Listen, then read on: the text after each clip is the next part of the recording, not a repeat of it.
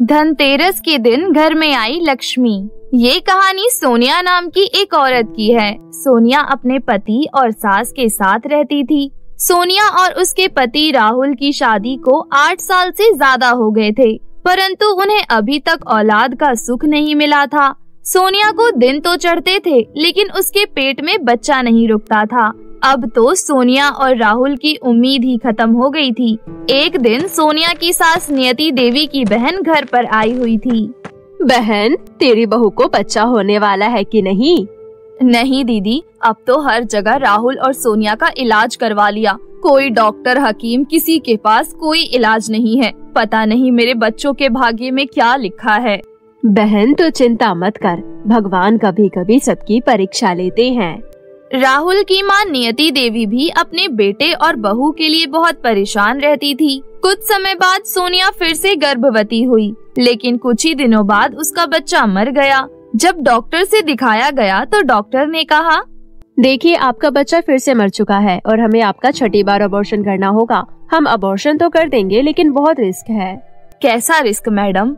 देखिए, बार बार अबॉर्शन करने से महिला के शरीर पर बहुत प्रभाव पड़ता है, इसलिए हो सकता है इसके बाद आपकी बहू कभी मां न बन पाए। डॉक्टर सोनिया को लेकर ऑपरेशन थिएटर में चले जाते हैं। दूसरी तरफ नियति देवी और राहुल बहुत परेशान थे। ऑपरेशन के बाद डॉक्टर साफ कह देते हैं कि अब सोनिया कभी मां नहीं बन सकती। ये सुनकर उनके पूरे परिवार के पैरों तले जमीन खिसक जाती है, परंतु वो जानते थे कि उनसे ज्यादा दुख सोनिया को हो रहा होगा, इसलिए वो सोनिया को लेकर घर आ जाते हैं। घर आने के बाद नियति देवी कहती है, हे भगवान, अब मेरे बच्चों का क्या होगा? उन्हें इतना बड़ा दुख क्यों नसीब हुआ? मम्मी जी, मेरे साथ ही ऐसा क्यों हुआ? मेरे ही भाग्य में ये दुख क्यों आया कि अब कोई मुझे माँ कहकर नहीं पुकारेगा? ऐसा कहकर सोनिया रोने लगती है। सोनिया की सास सोनिया को चुप कराते हुए कहती है, चुप हो जा बेटा, मैं भी अब तुझे क्या दिलासा दूं? मेरे पास भी इस बात का कोई जवाब नहीं है। भगवान ने एक उम्मीद की किरण दी थी, वो भी हमसे छीन ली। जाने दो माँ। सोनिया, डॉक्टर ने तुम्हें रेस्ट करने के लिए बोला है ना, इसलिए तुम रेस्ट करो। ज्यादा परेशान होगी तो तुम्हारी तबीयत और ज्यादा खराब हो जाएगी। उस दिन के बाद से सोनिया उदास रहने लगी थी। वो बस घर का काम करके अपने कमरे में बैठी रहती थी। एक दिन राहुल सोनिया के पास आकर कहता है, तुम इस तरह उदास क्यों बैठी रहती हो सोनिया? चलो कहीं घूमने चलते हैं। नहीं राहुल, मेरा घूमने का बिल्कुल भी मन नहीं है, बस थोड़ी सी थकान है। आप बैठिए, मैं अभी आपके लिए चाय बना कर लाती हूँ। ऐसा कहकर सोनिया चाय बनाने चली जाती है और राहुल वहीं सोफे पर बैठ जाता है। तभी राहुल के पास उसकी माँ आती है और अपने बेटे को इस तरह उदास बैठे हुए देखकर उससे कहती है, राहुल बेटा, मैं जानती हूँ माँ ना बनने का दुख एक माँ के लिए बहुत बड़ा होता है, लेकिन मैं देख रही हूँ आज तू भी थोड़ा परेशान दिखाई दे रहा है। अब मैं आपको क्या बताऊँ माँ, मेरे बिजनेस में बहुत ही ज्यादा लॉस हो रहा है। सोनिया के सामने मैंने आपको ये सब नहीं बताया क्योंकि वो टेंशन लेने लगती है। मुझे समझ नहीं आ रहा कि हमारी किस्मत इतनी खराब कैसे हो सकती है। दिन पर दिन हमारे दुख बढ़ते ही जा रहे हैं।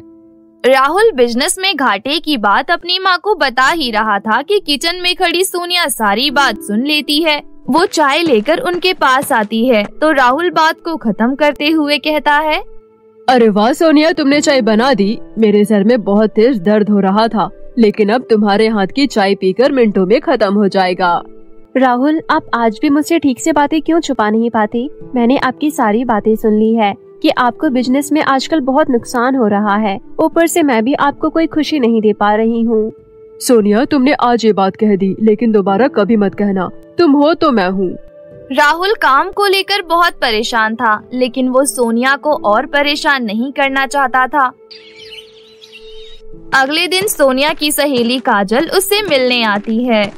नमस्ते आंटी, मेरी दोस्त सोनिया कहाँ है? फोन पर उससे ज्यादा बात नहीं हो पाती, इसलिए मैंने सोचा कि आज उससे मिलने ही आ जाती हूँ। बेटा, तुमने बहुत सही सोचा। तुमसे बात करके बेचारी थोड़ी खुश हो जाएगी। अपने कमरे में है वो, तुम जाओ उसके साथ बातें करो, मैं चाय भिजवाती हूँ। सोनिया की सहेली काजल उसके कमरे में जाती है और वो दोनों बहुत सारी बातें करते हैं। बातें करते करते काजल सोनिया से कहती है, सोनिया, बहुत ऐसे लोग हैं जिनको बच्चा नहीं होता है। तुम एक काम करो ना, अनाथ आश्रम से कोई न्यू बॉर्न बेबी को गोद ले लो, तुम्हें भी बच्चों की खुशी मिल जाएगी और उस बच्चे को भी माँ बाप का प्यार मिल जाएगा। लेकिन राहुल और सासू माँ ने अगर मना कर दिया तो? तू एक बार राहुल जी से बात तो करके देख, शायद बात बन जाए। उसी रात काजल के चले जाने के बाद सोनिया राहुल से इस बारे में बात करती है। क्यों नहीं सोनिया, मुझे तो बस तुम्हारी खुशी चाहिए। चलो हम दोनों माँ से इस बारे में बात करते हैं। इसके बाद राहुल और सोनिया दोनों नियति देवी के पास जाते हैं और इस बारे में उससे बातें करते हैं। राहुल बेटा, मैंने सोनिया को कभी अपनी बहू नहीं माना, हमेशा बेटी की तरह प्यार दिया है। अगर तुम दोनों अनाथ आश्रम से बच्चा गोद लेना चाहते हो तो इसमें भला मुझे क्या आपत्ति होगी। मेरे लिए तुम दोनों की खुशियों से बढ़कर कुछ नहीं है। नियति देवी की बात सुनकर सोनिया बहुत खुश होती है। अगले दिन से ही सोनिया और राहुल अनाथ आश्रम में बच्चे को गोद लेने के लिए बात करने लगे। लेकिन जैसा सोनिया और राहुल चाहते थे, उन्हें किसी भी अनाथ आश्रम में कोई भी नवजात बच्चा नहीं मिला। एक बार फिर से सोनिया की उम्मीद टूट गई। बेचारी एक बार फिर से दुखी हो गई। हे भगवान, अब मैं क्या करूं? मेरे पास एक ही उम्मीद बची थी, अब वो भी खत्म हो गई। सोनिया ये सब सोच ही रही थी कि तभी उसकी छोटी बहन घर आती है। अरे सोनिया दीदी, देखो कौन आया है आपसे मिलने। अरे घर इतना खाली खाली क्यों है? जीजू और मम्मी जी कहाँ हैं? अरे नीलम, तूने तो यहाँ आकर मुझे सरप्राइज ही दे दिया। इतने दिनों बाद आई है, तुझे मेरी याद नहीं आती? आती है ना, लेकिन आपकी तरह मेरा भी एक अलग परिवार हो गया है। ससुराल से घर जाने का मौका बहुत कम मिलता है, इसलिए मैंने सोचा कि मैं सीधा आपके ससुराल ही आ जाती हूँ। ये तो तूने बहुत अच्छा किया। अच्छा आ बैठ, हम दोनों बातें करते हैं। सोनिया नीलम को गेस्ट रूम में बिठाती है और उसे खाने के लिए ढेर सारा नाश्ता देती है।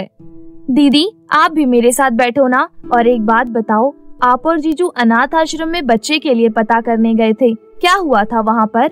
नहीं बहन, वहाँ से भी हमें निराश होकर लौटना पड़ा। सब लोगों ने मना कर दिया कि उनके पास न्यूबॉर्न बेबी नहीं है। पता नहीं मैं क्या करूँ, भगवान मेरी पुकार नहीं सुन रहे हैं। अंदर ही अंदर मैं पूरे तरीके से टूट चुकी हूँ। इस परिवार को मैं खुशियाँ भी नहीं दे पा रही हूँ। मेरा ही नसीब खराब है, ना जाने अब मेरी सूनी को कौन भरेगा। दीदी मैं दूंगी आपको औलाद का सुख। मैं आपके लिए बच्चा पैदा करूंगी, क्योंकि मौसी भी तो माँ का ही रूप होती है ना। नीलम की ये बात सुनकर सोनिया बहुत हैरान हो जाती है और कहती है, नीलम सच में तू मेरी खुशी के लिए इतना बड़ा फैसला लेगी? हाँ दीदी, क्या मैं आपके लिए इतना भी नहीं कर सकती? ये बात जब सबको पता चलती है तो सभी लोग नीलम की बहुत तारीफ करते हैं। देखते ही देखते कुछ टाइम बीत जाता है और नीलम का नवा महीना शुरू हो जाता है। बहू, नीलम का नवा महीना चल रहा है। मुझे लगता है दिवाली के आसपास ही उसका बच्चा होगा। हाँ मम्मी जी, डॉक्टर ने भी उसी टाइम की डेट दी है। मैं सोच रही थी कि नीलम की देखभाल के लिए कुछ दिनों के लिए मैं उसके घर चली जाऊँ। हाँ हाँ बहू, क्यों नहीं। आखिर वो भी तो तुम्हारे लिए इतना कुछ कर रही है। इस समय तुम्हें नीलम के पास ही होना चाहिए। सोनिया नीलम की देखभाल करने के लिए उसके ससुराल चली जाती है। एक हफ्ते बाद धनतेरस के शुभ दिन पर नीलम एक प्यारी सी बेटी को जन्म देती है। ये लो दीदी, मेरा काम यहीं पर खत्म हुआ। धनतेरस वाले दिन अपनी लक्ष्मी को अपने पास रखो। सोनिया खुशी खुशी बच्ची को गोद ले लेती है। तेरा बहुत बहुत शुक्रिया मेरी बहन। आज के दिन तूने मेरी सोनी गोद भर दी। मैं अभी फोन करके राहुल और मम्मी जी को ये खुशखबरी सुनाती हूँ। सोनिया पहले अपनी सास को फोन करती है और उसे ये खुशखबरी सुनाती है और फिर अपने पति को फोन करके उसे भी खुशखबरी सुनाती है। बिना समय गवाए राहुल अपनी माँ के साथ अस्पताल पहुँच जाता है और बच्ची को अपनी गोद में ले लेता है। राहुल और सोनिया की आंखों में खुशी के आंसू थे। अरे मेरी पोती को मेरे गोद में तो दे। नीलम बिटिया, तुमने जो सोनिया के लिए किया है वो अमूल्य है। राहुल और सोनिया के जीवन में धनतेरस वाले दिन लक्ष्मी का आना बहुत भाग्यशाली साबित होता है। राहुल जैसे ही अपनी बेटी को गोद में लेता है, उसको क्लाइंट का फोन आता है और वो कॉल पर ही एक बहुत बड़ी डील फाइनल करता है। माँ, इस बार धनतेरस हमारे लिए बहुत अच्छा साबित हुआ है। देखे ना, जैसे ही हमारी बच्ची हमारे गोद में आई, वैसे ही मैंने क्लाइंट के साथ एक बहुत बड़ा डील फाइनल कर लिया। हमारे घर में चारों तरफ से खुशियाँ ही खुशियाँ आ गई। आप सही कह रही हैं जी, और ये सब कुछ नीलम की वजह से हो पाया है। नीलम, मैं तेरा ये एहसान जिंदगी में कभी नहीं उतार पाऊंगी। नीलम मुस्कुरा देती है। सोनिया, राहुल और नियति देवी बच्चों को लेकर घर आ जाते हैं। इस तरह धनतेरस वाले दिन राहुल और सोनिया को भगवान से बहुत बड़ा उपहार मिलता है और उस दिन से वो लोग अपना जीवन खुशी खुशी व्यतीत करने लगते हैं। एक समय की बात है, प्रिया अपने भाई सुरेश और अपने माता पिता के साथ रहा करती थी। प्रिया के माता पिता उसे बहुत प्यार करते थे, परंतु प्रिया का भाई बहुत ही दुष्ट था। उसे लगता था कि जब से प्रिया आई है तब से उसके माता पिता का प्यार प्रिया को ही मिलने लग गया है, इसलिए वो प्रिया से नफरत करता था और वो हमेशा ही प्रिया को परेशान और दुखी करने के तरीके ढूंढता रहता था। ऐसे ही समय बीत रहा था। एक दिन प्रिया अपने कमरे में बैठी होती है कि तभी उसे एक कॉल आता है। हेलो, आप जो भी हैं, आप जल्दी से मार्केट के हाईवे वाली रोड पर आ जाइए। आप कौन हैं और आप मेरे पापा के फोन से कॉल क्यों कर रहे हैं और मुझे आप हाईवे पर क्यों बुला रहे हैं? क्या हुआ है?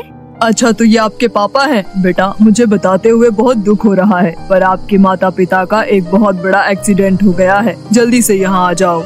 ये खबर सुनकर तो प्रिया के होश ही उड़ जाते हैं। वो जल्दी से बताई हुई जगह पर पहुंचती है। जब वो वहां जाती है तो देखती है कि उसके माता पिता खून से लथपथ वहां पड़े होते हैं। उन्हें देखकर प्रिया काफी डर जाती है, परंतु वो फिर हिम्मत दिखाकर उन दोनों को अस्पताल पहुंचाती है। कुछ देर में उसका भाई सुरेश भी वहां पहुंच जाता है। क्या हुआ मम्मी पापा को?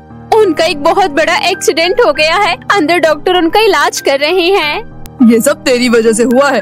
मैंने तुझे कहा था कि मौसी के घर तू भी मम्मी पापा के साथ चली जा, लेकिन तूने कहा कि तुझे यहाँ रहकर पढ़ाई करनी है। अगर तू साथ गई होती तो क्या पता ये एक्सीडेंट नहीं होता। अगर उन्हें कुछ हुआ तो तू देख लेना।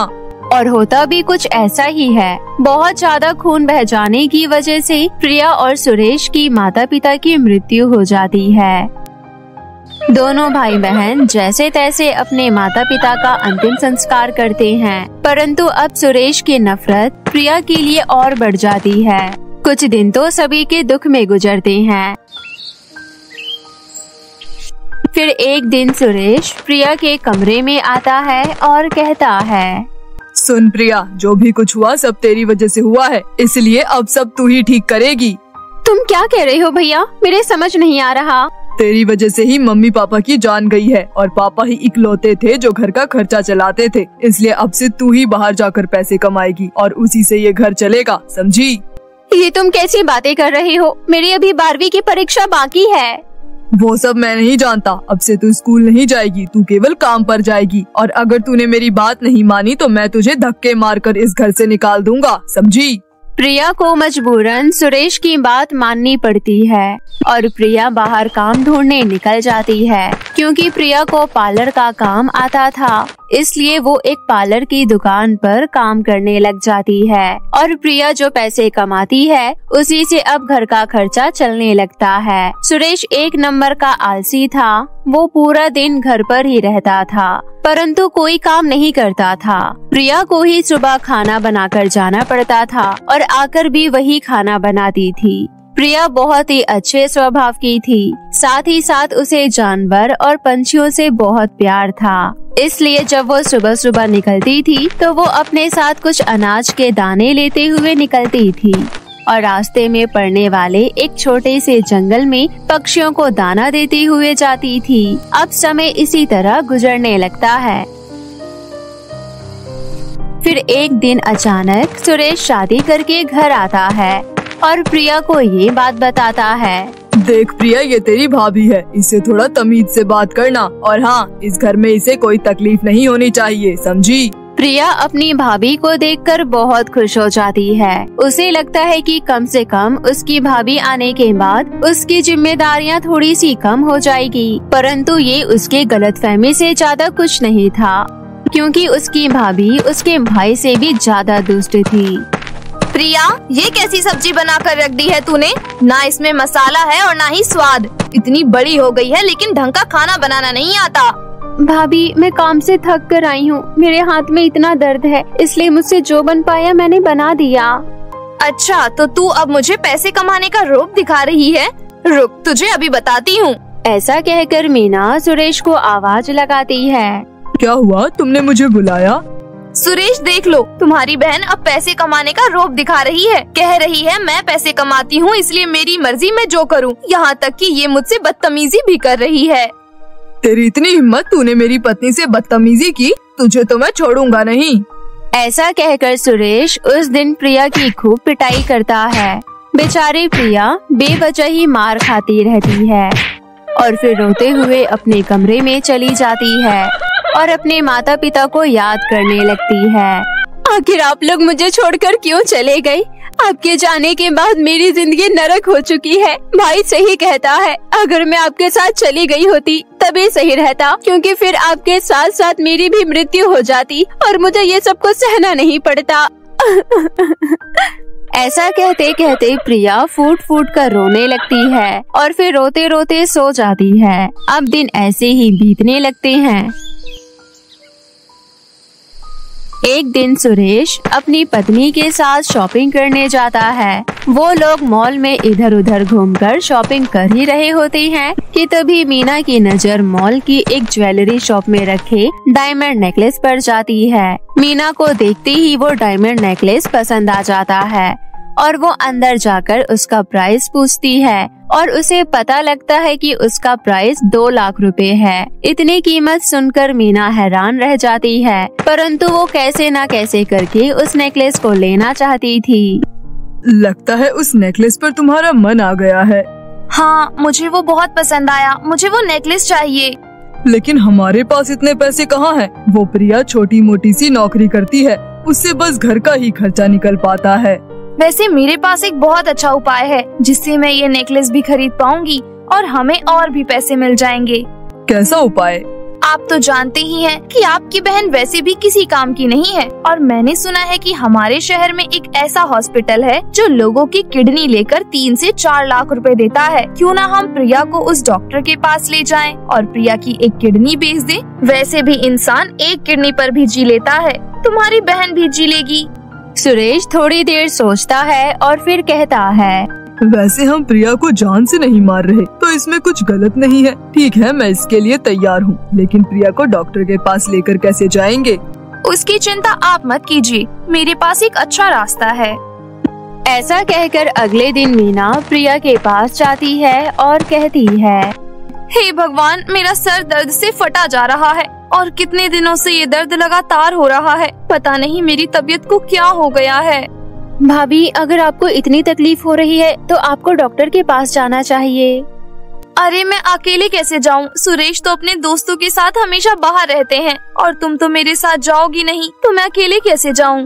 भाभी, आपसे किसने कहा कि मैं आपके साथ नहीं जाऊंगी? चलिए मैं आपके साथ चलती हूँ, आखिर सुख दुख में ही तो परिवार काम आता है ना। ऐसा कहकर प्रिया मीना के साथ चल पड़ती है।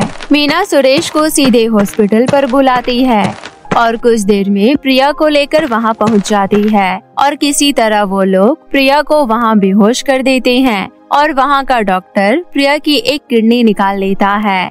3 दिन बाद प्रिया को होश आता है और उसे अपने भाई और भाभी की इस करतूत का पता चलता है। हे भगवान, ऐसा भाई किसी दुश्मन को भी मत देना। भाई तो बहनों की रक्षा करते हैं, लेकिन मेरा भाई इतना दुष्ट हो गया है कि उसने पैसों के लिए मेरी ही किडनी को बेच दिया। प्रिया ये सब जानकर बहुत दुखी होती है। उसका मन बहुत अशांत होता है, इसलिए वो अपने मन को शांत करने के लिए उसी जंगल में चली जाती है जहाँ वो पक्षियों को दाना दिया करती थी और एक पेड़ के नीचे जाकर अपने मन के दुख को बाहर निकालने लगती है कि तभी उसके सामने बैठा एक कौवा बोल पड़ता है, चिंता मत करो प्रिया, सब ठीक हो जाएगा। अरे तुम बोल सकते हो? बोलने वाला कौवा तो मैंने पहली बार देखा है। वो इसलिए क्योंकि मैं एक जादूगरनी का कौवा हूँ। मैं जानता हूँ प्रिया, तुम्हारे साथ बहुत गलत हुआ है, इसलिए मैं तुम्हारी मदद करना चाहता हूँ। तुम कुछ देर यहीं रहना, मैं थोड़ी देर में आता हूँ। ऐसा कहकर वो कौवा वहाँ से चला जाता है और सीधा जादूगरनी के पास पहुँच जाता है और उसे सारी बात बताता है। मैंने उस प्रिया के बारे में सब कुछ पता लगाया है। वो एक बहुत ही अच्छी लड़की है। उसका अच्छा स्वभाव, लोगों की मदद करने का जज्बा, सब कुछ बहुत अच्छा है। लेकिन उसका भाई बहुत दुष्ट है। उसने उसके साथ बहुत गलत किया है, लेकिन अब और नहीं। मेरे जादुई कौवे, जा और इस नेकलेस को ले जाकर प्रिया को दे दे और उससे कहना कि वो इसे पहन ले। वो कौवा ऐसा ही करता है। वो कौवा उस जादुई नेकलेस को लेकर प्रिया के पास जाता है और उसे वो देते हुए कहता है, प्रिया, ये एक जादुई नेकलेस है, इसे तुम अपने गले में डाल लो। इसे पहनते ही तुम्हारे सारे कपड़े सोने के हो जाएंगे और इस नेकलेस को पहनकर तुम जिस भी चीज को हाथ लगाओगी वो सोने की हो जाएगी और उस सोने की मदद से तुम एक अच्छी जिंदगी जी सकती हो। तुम्हारा बहुत बहुत धन्यवाद, तुमने मेरी बहुत सहायता की है। इसके बाद प्रिया घर चली जाती है और उस नेकलेस को पहनकर अलग अलग चीजों को हाथ लगाने लगती है। परंतु प्रिया को ये सब करते हुए उसकी भाभी यानी मीना देख लेती है और सुरेश को भी ये सब दिखाती है।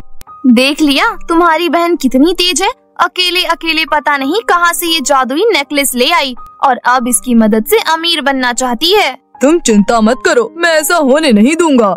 ऐसा कहकर दोनों पति पत्नी प्रिया के कमरे में घुस जाती हैं और मीना प्रिया से वो जादुई नेकलेस छीन लेती है। तू इस नेकलेस को पहनने लायक नहीं है, ये तो मेरे गले पर ही शोभा देगा।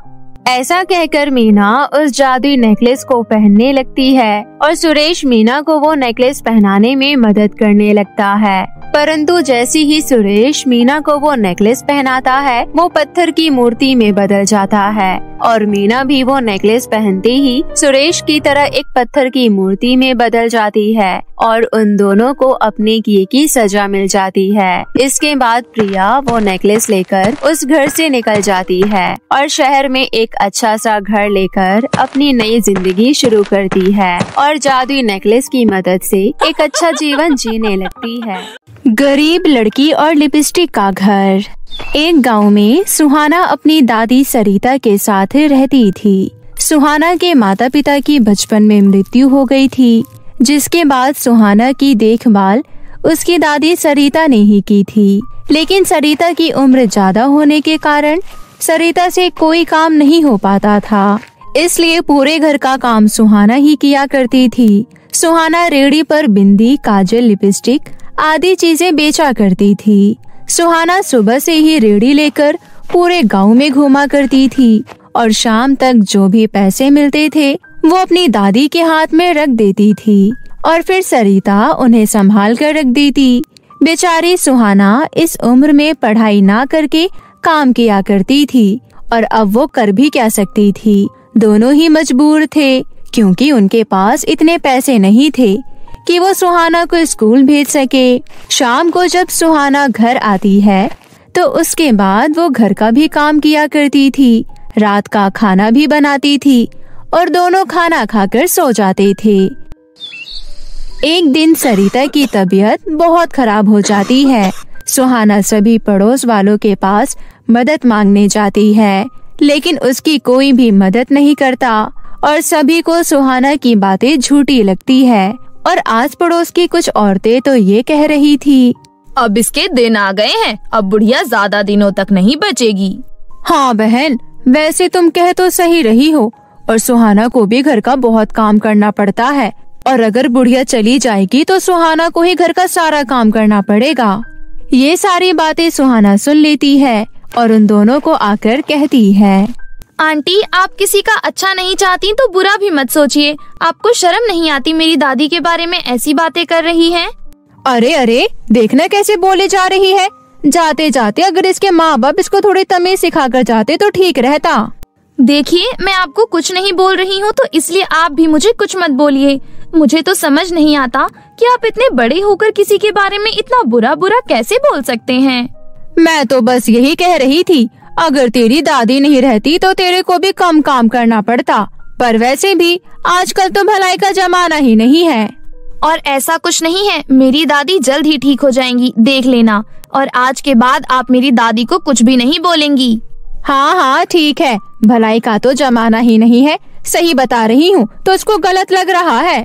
जिसके बाद सुहाना अपने घर आ जाती है और अपनी दादी को दवाई खिला देती है। सुहाना अगले दिन सामान बेचने नहीं जाती क्योंकि उसको अपनी दादी की चिंता सता रही थी।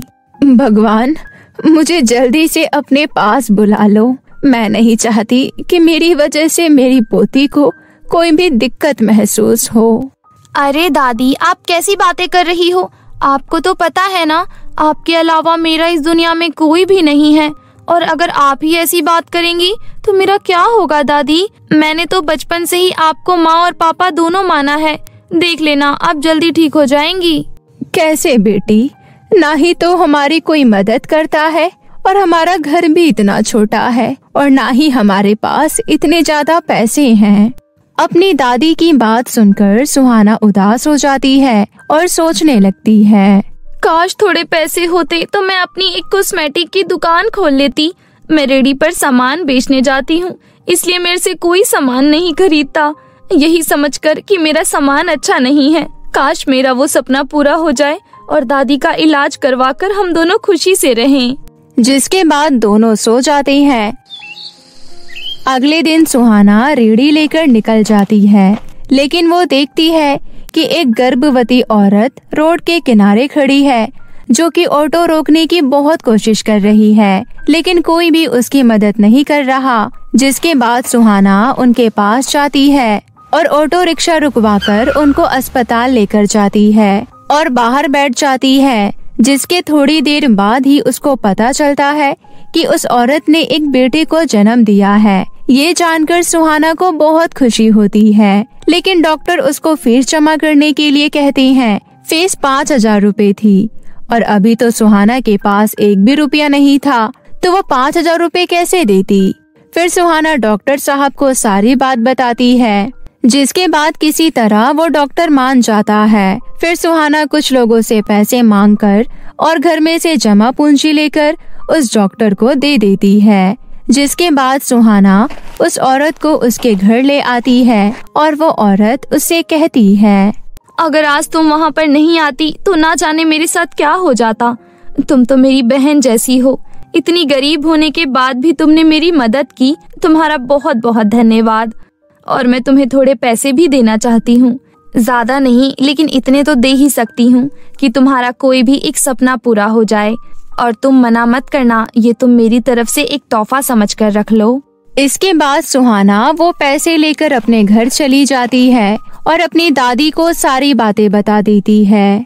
ये तो तूने बहुत अच्छा किया, तूने किसी जरूरतमंद की मदद करी, मुझको तुझ पर गर्व है। दादी, मैंने सोचा है कि मैं इन पैसों से एक छोटी सी कॉस्मेटिक की दुकान खोलूं, क्योंकि मैंने देखा है कोई भी मेरी रेडी पर से सामान नहीं लेता, और अगर मैंने दुकान से सामान बेचना चालू करा तो मेरे पास ज्यादा ग्राहक आएंगे। बेटी, तू ठीक कह रही है, तू अपने लिए एक दुकान खोल ले। जिसके बाद सुहाना अगले दिन अपने लिए एक दुकान खरीद लेती है और उसमें सारा पार्लर का सामान रख देती है। उसका सपना तो पूरा हो जाता है, लेकिन उसकी दुकान पर कोई भी ग्राहक नहीं आ रहा था। जिसके बाद वो उदास होकर एक दिन कहीं जा रही होती है कि तभी उसे एक जादूगरनी मिलती है और जादूगरनी सुहाना से कहती है, अरे सुहाना बेटी, तुम इतनी उदास होकर कहाँ जा रही हो? अरे, आपको मेरा नाम कैसे पता? आप तो जादूगरनी है ना? मैं जादूगरनी हूँ, तभी तुम्हारा नाम पता है। मैंने आज ही तुम्हारे बारे में सब कुछ पता लगाया है कि तुमने एक गर्भवती औरत की मदद की और साथ ही तुम गरीबों की भी मदद करती हो, इसलिए आज मैं तुम्हारी मदद करने आई हूँ। मुझे पता है कि तुम बहुत परेशान हो और तुमने एक दुकान भी खोली है जिसमें कोई ग्राहक नहीं आता। मैंने तुम्हारी दुकान के पास एक जादुई लिपस्टिक का घर बनाया है, तुम उसमें अपनी दादी के साथ खुशी खुशी रह सकती हो और देखना, तुम्हारी दुकान में काफी सारे ग्राहक आ जाएंगे और तुम्हारी दादी भी जल्दी से ठीक हो जाएंगी। जादूगरनी की बात सुनकर सुहाना को बहुत खुशी होती है और उसको सब समझ आ जाता है और वो जल्दी से अपनी दुकान के बाहर जाकर देखती है तो उसकी दुकान के बगल में एक जादुई लिपस्टिक का घर बना होता है। ये देखकर सुहाना बहुत खुश हो जाती है और अपनी दादी को उस घर में लेकर आ जाती है, जिसमें की जरूरत की सारी चीजें थी। और अगले दिन जब वो अपनी दुकान पर जाती है तो देखती है कि वहाँ पर बहुत सारे लोग आ रखे हैं और धीरे धीरे करके उसकी दुकान पर बहुत सारे लोग सामान खरीदने आने लगते हैं और अब उसकी दादी की भी तबीयत सही होने लगी थी और वो लोग अपने जिंदगी में खुश रहने लगे थे। जादुई सोने और चांदी के लहंगे। किसी गांव में अनुष्का अपने सौतेली माँ अनीता के साथ रहती थी। अनीता बहुत ही मक्कार और मतलबी किस्म की औरत थी। वो अनुष्का से सारा दिन घर का काम करवाती थी और उसको रात में बचा कुचा बासी खाना देती थी। इसी तरह दुखों से भरे अनुष्का की जिंदगी कट रही थी। एक दिन अनुष्का की सहेली अंजलि की शादी थी, लेकिन अनुष्का के पास पहनने के लिए कपड़े नहीं थे। इसलिए वो अनीता के पास जाती है और कपड़ों की मांग करती है। माँ, मेरे पास एक भी कपड़े नहीं हैं और जो भी कपड़े हैं सब फटे पुराने हैं। कृपया मुझे अंजलि की शादी में पहनने के लिए एक लहंगा दिलवा दो ना। अरे, तुझ जैसे भिखारन को लहंगा चाहिए? तेरा बाप यहाँ पर पैसों से भरा बक्सा थोड़ी ना छोड़ कर गया है जो मैं तेरी हर फरमाइश पूरी करती फिरूं। चल भाग यहाँ से। सुबह सुबह मेरा दिमाग मत खराब कर और जाकर घर का सारा काम खत्म कर, वरना मार मार कर तेरी खाल खींच लूंगी। अनुष्का उदास होकर घर के कामों में लग जाती है। अनुष्का अपना एक पुराना सा फटा हुआ लहंगा कैसे न कैसे सिलकर उसको तैयार कर लेती है और उसको धोकर डाल देती है ताकि वो उसको अंजलि की शादी में पहनकर जा सके। लेकिन शाम को जब वो लहंगा पहनने के लिए अपना लहंगा छत से उतारने जाती है तो वो देखती है कि लहंगा वहाँ से गायब है। इसलिए अनुष्का उदास मन से अपने गंदे सड़े कपड़ों में ही अंजलि की शादी में चली जाती है। शादी में आए सभी लोग अनुष्का पर बहुत हंसते हैं। वो सब देखकर अनुष्का और भी ज्यादा दुखी हो जाती है और वो अपने गांव के पास वाली नदी के पास आकर बैठ जाती है और रोने लगती है। भगवान जी, आप मेरे साथ ऐसा क्यों कर रहे हो? क्यों कोई मुझसे प्यार नहीं करता? सभी मेरी गरीबी का मजाक उड़ाते हैं। अगर आज मेरे माँ बाप जिंदा होते तो मुझे ये दिन न देखना पड़ता। आपने मुझसे मेरे माँ बाप को क्यों छीन लिया? मेरे माँ बाप को मेरे पास वापस भेज दो ना। मैं सौतेली माँ के साथ नहीं रहना चाहती। वो मुझ पर बहुत अत्याचार करती है और घर का सारा काम करवाती है और मुझे काम करवाने के बाद घर का बचा कुचा बासी खाना देती है और छोटी सी गलती हो जाने पर बहुत मारती है। मुझसे ये सब बर्दाश्त नहीं होता। ऐसा मत करो भगवान मेरे साथ। इतना कहकर अनुष्का रोने लग जाती है। वहीं से एक परी गुजर रही थी। परी जैसे ही अनुष्का को रोता देखती है तो परी को अनुष्का पर दया आ जाती है और परी अनुष्का से बोलती है, अरे बेटी, तुम रो क्यों रही हो?